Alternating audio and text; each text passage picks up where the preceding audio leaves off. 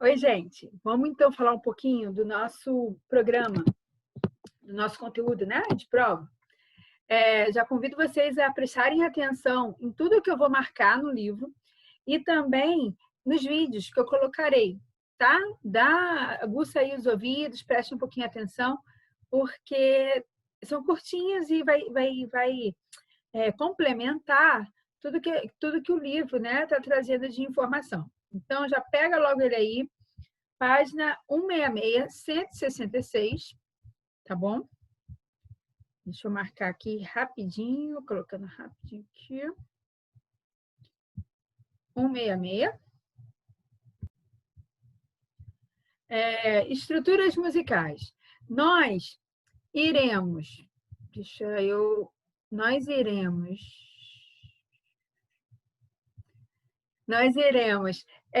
trabalhar com esse termo estrutura nas três linguagens: musical, né, que no caso é a sonora, e a cênica ou a cinematográfica, tá? Estrutura e composição. A gente vai ver um pouquinho sobre a composição na música, um pouquinho sobre a composição do cinema e um pouquinho na composição do teatro, tá?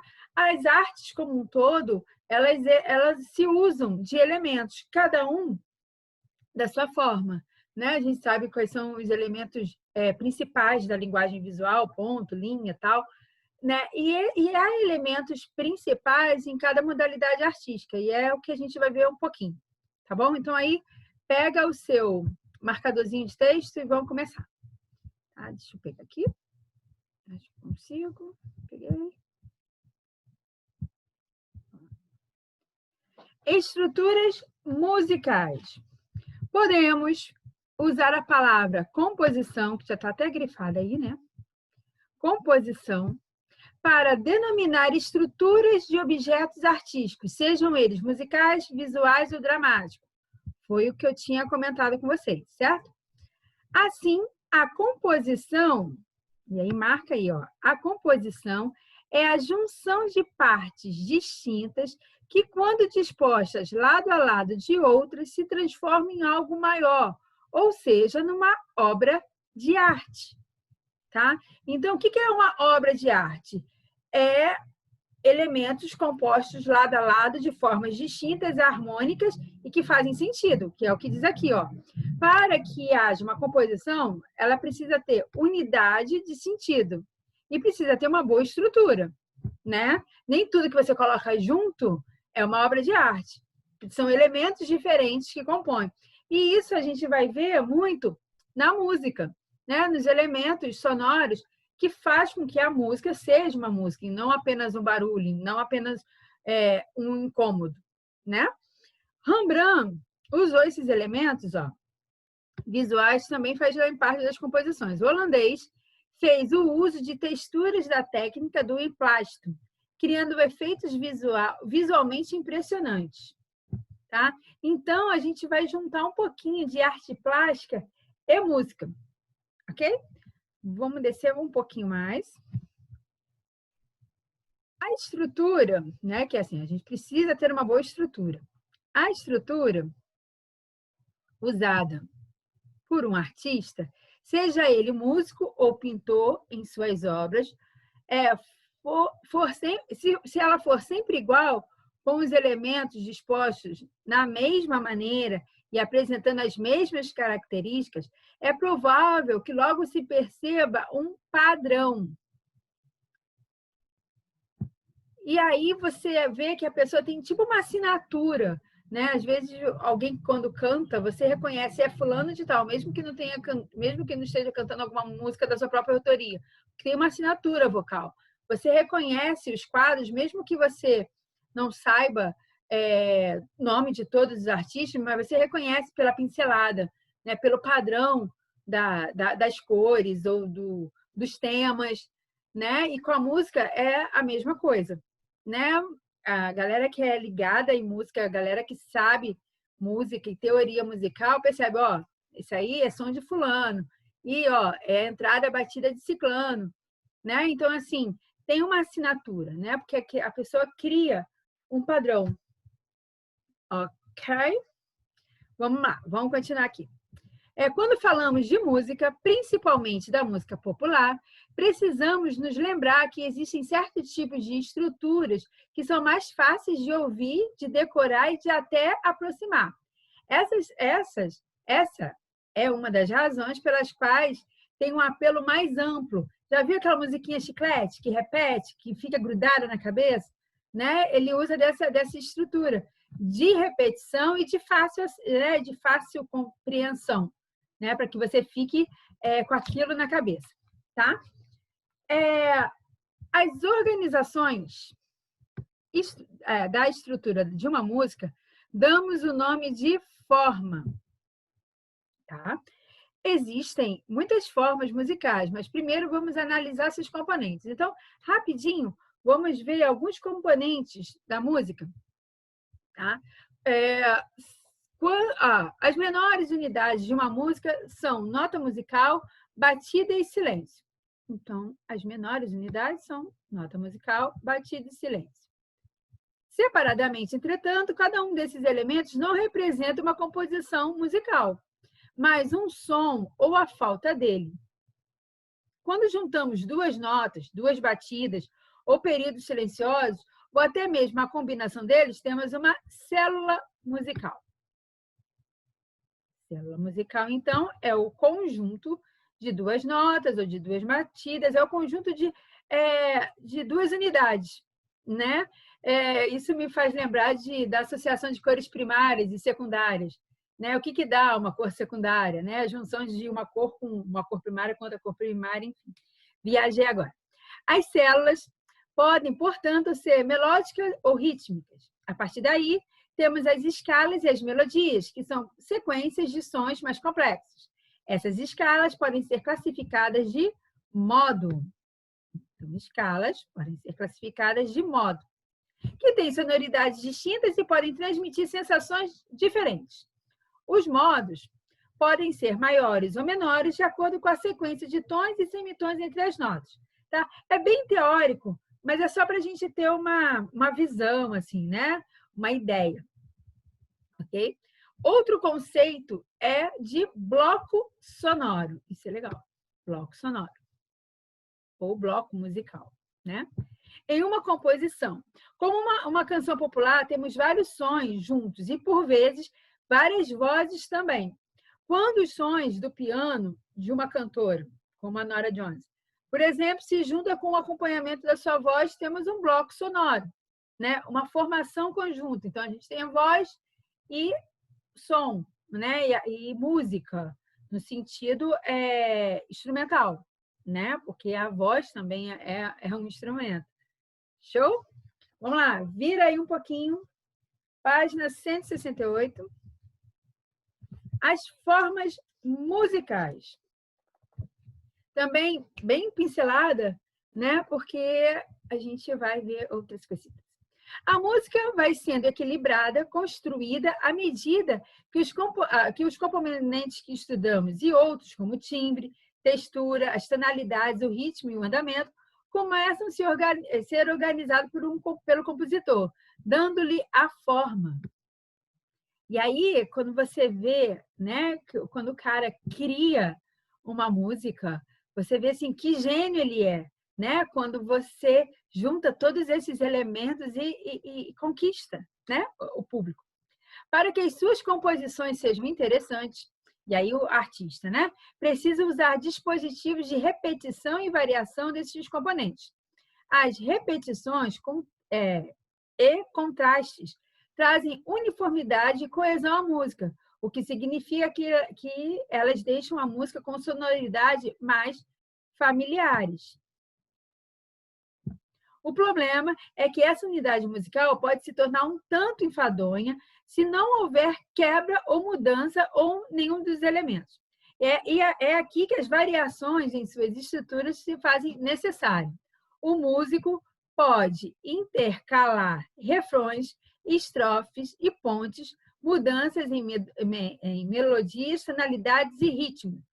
Assim como uma obra, você precisa da atenção de quem vai ver, né? Então, você precisa conquistar aquele público, né? E com a música não é diferente. Você precisa colocar elementos que atraem, né? Então, você vai se fazer de repetições, de melodias, de tonalidade, tudo para fazer com que aquela música fique mais interessante.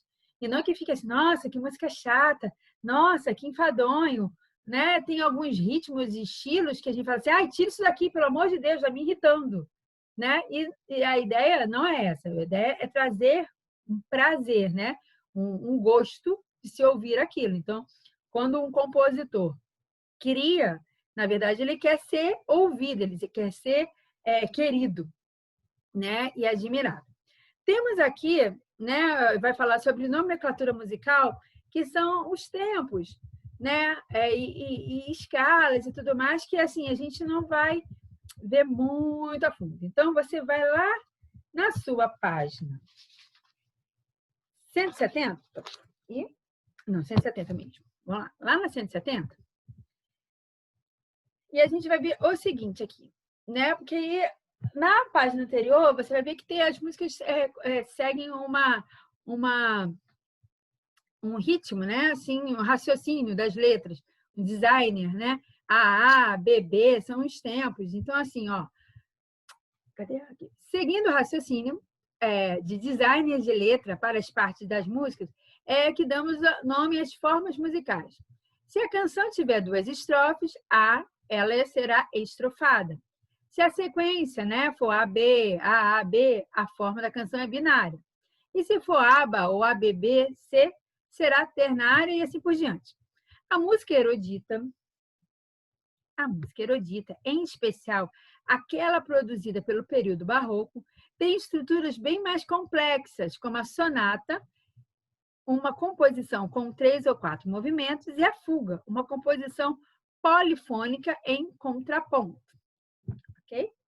No barroco, foi muito importante, né, a música. Né? Foi a música instrumental começou a ser popularizada e ganhou força como gênero separado das canções populares. Assim como as artes plásticas, as composições visam mexer com a emoção das pessoas. Por isso, precisam ser muito fortes, expressivas, tornando-se mais complexas, cheias de detalhes e floreios. Instrumentos como o violino e o cravo tornaram-se mais populares, chamando os músicos de virtuosos, e eles começaram a aparecer. Lembra que no Barroco era tudo muito voltado para Deus, né? A arte, as igrejas, né? Os trabalhos artísticos. Então, né? A gente vem falando do filho pródigo, né? De como Rembrandt se colocou. E aí a música também acompanhava o mesmo estilo, né? Então, assim, ao cantar, você chegava ao tono da graça. A música, o instrumental, entra nesse período e começa a ter destaques. E grandes artistas aparecem durante essa época e a que se segue, que é o compositor, né? E aí a gente vai ver um pouquinho, vai conhecer um pouquinho dele. Os compositores de ópera, né, que a gente viu bimestre passado, e concertos ficaram famosos por sua capacidade de estruturar a música a ser tocada pela orquestra. O alemão Johann Sebastian Bach é um desses nomes e é considerado por muitos o maior compositor desse período. Né? Tem um videozinho que eu vou tentar colocar para vocês que mostra assim a genialidade de Bach, né? E é muito interessante. Ele é bem curtinho. Prestem um pouquinho só de atenção, né? Porque vale muito a pena. Deixa eu tentar achá-lo aqui e já boto para vocês. Espera aí um pouquinho. Um trabalho da Unicamp. Vamos tentar ouvir um pouquinho. Prometo que não vai ser o vídeo todo, hein?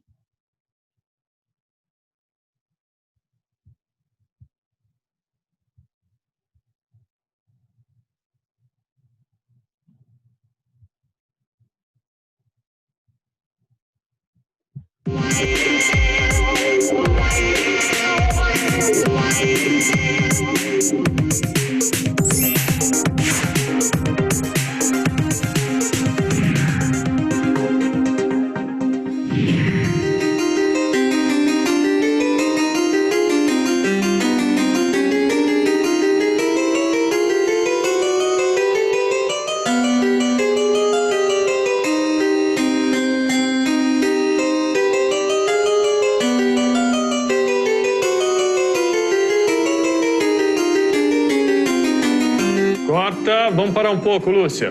Voltamos em 10 minutos, ok?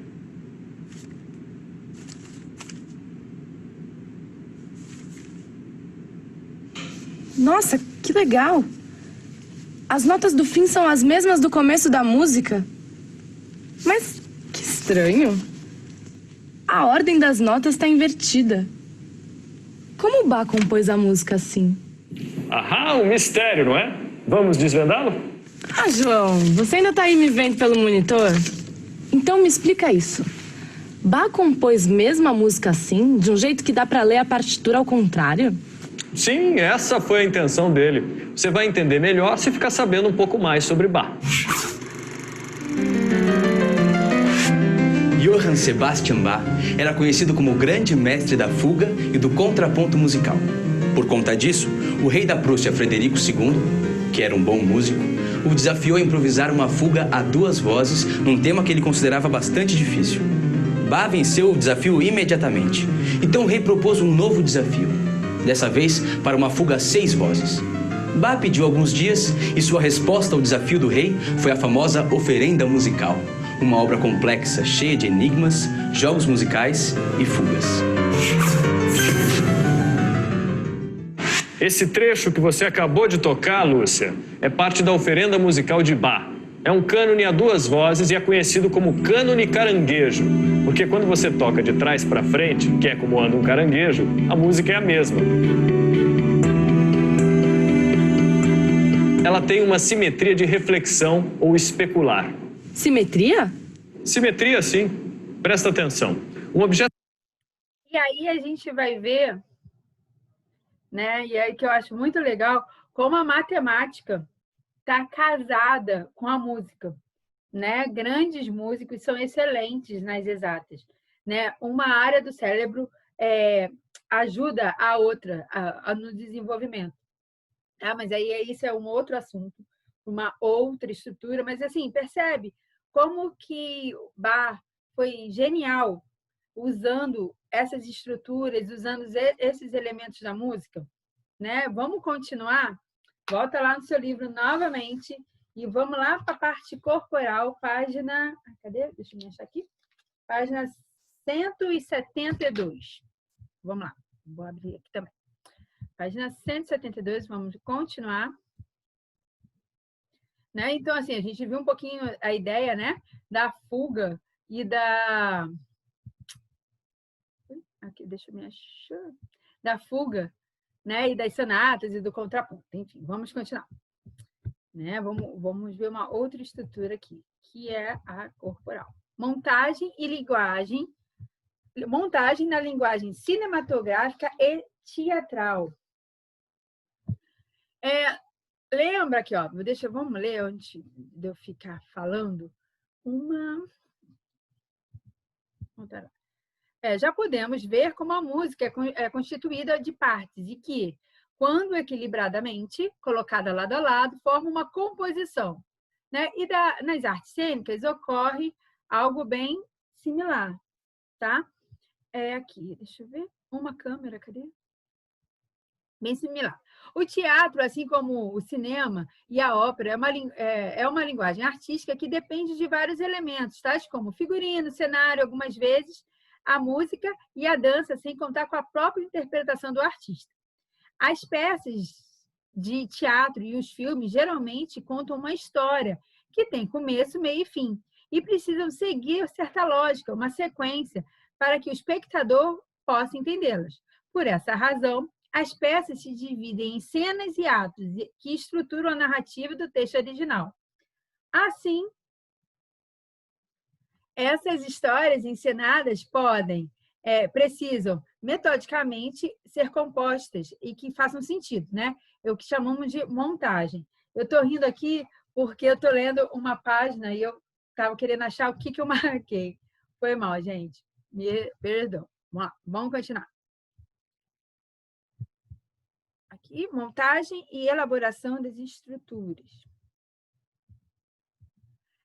Os filmes de antigamente, eles eram feitos um rolo único, né? Não havia a questão da edição, né? Que vai vindo com a evolução do cinema. As cenas, ó, podem ser filmadas com muitas câmeras diferentes hoje em dia, de diversos ângulos de visão, em centenas de locações e cenários. Antes da tecnologia digital, grande quantidade de películas eram utilizadas e muito tempo costumavam ser um gasto.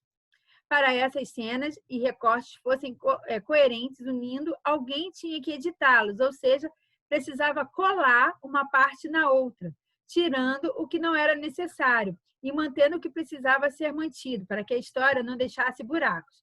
Embora hoje o cinema já utilize técnicas mais modernas, esse trabalho de colagem, edição digital, ainda precisa ser feito, né? Você grava várias situações e aí vem o editor de imagem e vai juntar, porque senão o filme às vezes fica muito longo. Então eles decidem, não, isso aqui pode cortar, isso aqui continua, né? Se eu corto, tem que fazer sentido na hora que eu coloco com uma outra imagem. E são várias tomadas, né? Então, assim, é um trabalho minucioso e demorado, né? Porque você, nossa, leva um ano ou mais para se fazer um filme, porque precisa, é um trabalho assim, de cena por cena, tem que ter alguém acompanhando, tem que ter alguém registrando aonde parou para não ter erro de continuidade, né? Você repara, né, os cinéfilos assim são muito observadores nisso, quando há esses cortes e que não há uma coerência, às vezes são cortes assim, erros não digo, mas assim, erros de continuidade, vou botar a falar, sutis, quando você entra no ambiente e vamos supor, a luz está apagada, né? E você acende. Daqui a pouco, volta aquela cena de novo e o quarto continua apagado. Você, mas ele tinha acabado de entrar, sabe? Então, assim, tem uns detalhezinhos que a galera que é cinéfilo percebe, né? E eu já vi vários, assim, comentários, tipo, erros, gafes do cinema e tal. Você, caramba, eu vi essa cena e não percebi, né? Continua aí. Vamos ver um pouquinho mais de como foi essa estruturação aí antes. Aqui no finalzinho, ó. Uma só câmera fazia toda a filmagem e geralmente era fixa e filmava um ângulo só, né? Não havia os recursos que hoje em dia que você pode filmar de vários ângulos a mesma cena num único momento, tá? Porque mesmo que você tenha mais de uma câmera, elas precisam estar ligadas simultaneamente e o editor vai pegar as cenas que o diretor mais gostou e vai montar aquela história. Então, assim, você grava 2, 3 horas para pegar minutos, segundos, às vezes, de filmagem, só porque de ângulos diferentes, né? Mas isso essa que é a magia da televisão, a magia do cinema. Mas nunca, né, nem sempre foi assim. Então, a gente tinha uma câmera só para filmar, né? Para que tenhamos uma ideia melhor do que isso significa, o primeiro filme dos irmãos Lumière, considerados pais da arte cinematográfica, tinha apenas 45 segundos e mostrava saídas de empregados de uma fábrica no final de um dia de trabalho. Tá? Vamos ver, né? É um videozinho assim famoso da história do cinema, onde tudo começou. Vamos dar uma olhadinha para ver como foi esse primeiro filme assim. Vamos dar uma olhadinha, olha só. Não tem som, tá? Notem que a câmera está parada. Não tem nenhum movimento. Foram 45, né? 45 segundos. O que causou muita comoção, assim, né? Muito susto na época. De como uma máquina pudesse registrar esse tipo de movimento.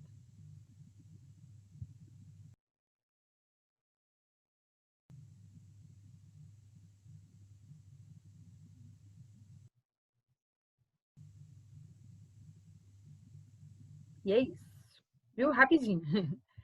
É interessante saber que logo um outro filme que foi rodado também e agora já exposto numa sala de cinema por esses irmãos, era de um trem chegando na plataforma, né? E foi um vídeo logo após esse primeiro experimento.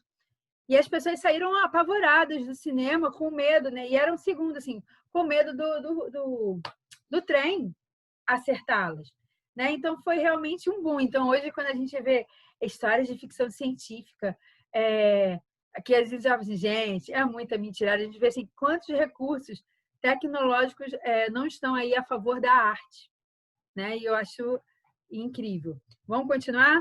Pega aí o seu livro, de novo. Vamos continuar lá onde a gente parou. Já está acabando, tá? Não se preocupe. Vamos lá.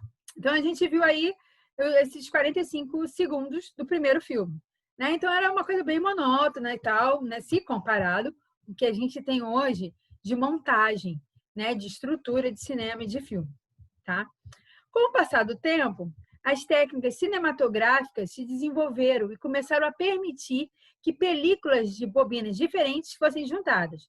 O filme tinha uma parte colada uma na outra, né? Ou seja, o fim de um rolo era unido ao início de outro. Porque você tinha um rolo só, passava o filme e parava. A gente já viu alguns filmes que assim, parava e vinha lá o cara, trocava o rolo para continuar o filme, né? Vai se melhorando a estrutura, vai se aumentando a tecnologia e a gente tem um filme agora único, um rolo enorme, mas um filme único, né? No teatro, e assim, esse é aqui um aparelhinho pequenininho mesmo que junta uma película na outra. No teatro, a montagem se caracteriza pela junção das partes diferentes da narração, que, quando colocadas uma depois da outra, criam momentos de contrastes que dinamizam a sequência. Deixa eu virar aqui, peraí. Que dinamizam a sequência, né? Então, são os atos, as cenas. Imagina, você entra numa história e é contada do começo ao fim, acaba ficando enfadonho. Então, tem que ter uns cortes, até para você entender melhor o que está acontecendo. Às vezes, em alguns recursos de peça, você há mudanças de cenário, né? Há mudanças de figurino para que você possa entender que agora é um outro momento, de repente é de dia, foi mais tarde da cena principal, né? Não, tem esses cortes, essas pausas. Beleza? Um dos maiores, aí lá no finalzinho já, um dos maiores nomes do teatro barroco, foi o francês Jean-Baptiste Poquelin, também conhecido como Molière.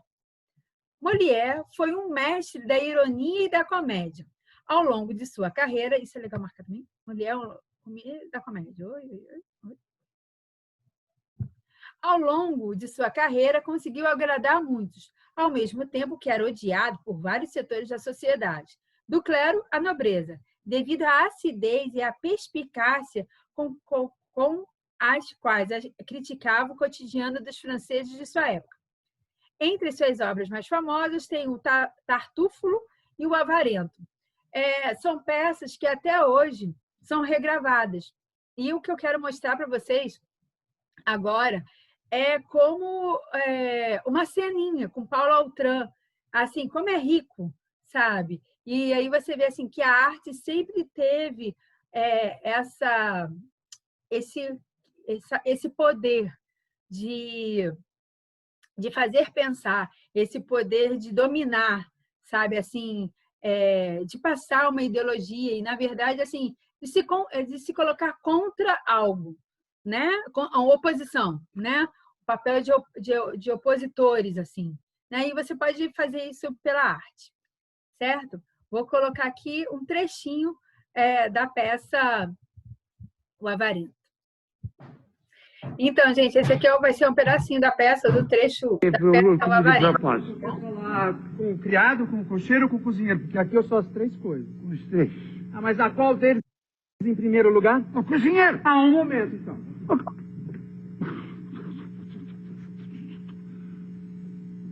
Pode falar ao cozinheiro, patrão. Eu vou dar um jantar. Que milagre. Claro, se me der o dinheiro necessário. Dinheiro? Só fala em dinheiro? Não sabe fazer nada sem dinheiro? Com sua licença, senhor Alfagon, eu concordo plenamente com o senhor. Eu nunca vi resposta mais impertinente do que essa.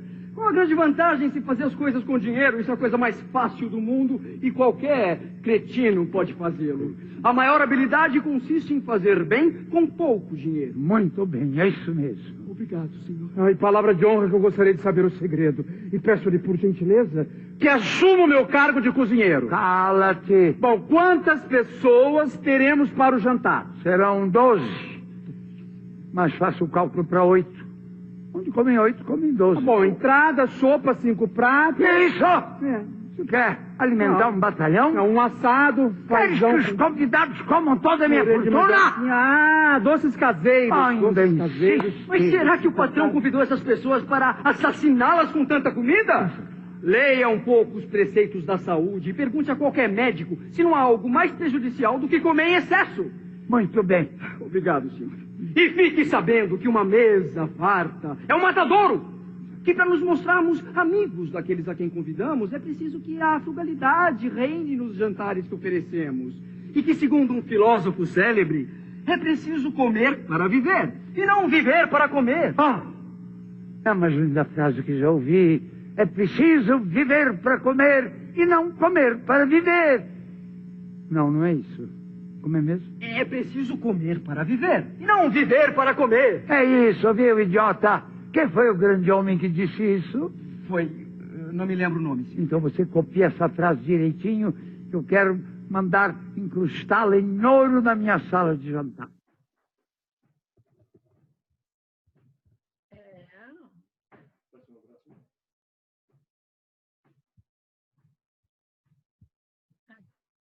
Viu? É isso, gente. Né? Essas montagens, né? Essas formas, essas estruturas embelezam, né? Qualquer tipo de arte, né? Todas essas nossas, todos esses elementos, né? Montagem, composição, criação, forma, né? Elas são usadas em todas essas linguagens, ok? Agora, eu deixei um questionário para você estudar, tá? E espero que você faça uma boa prova. Um beijo, tchau, tchau, fica com Deus.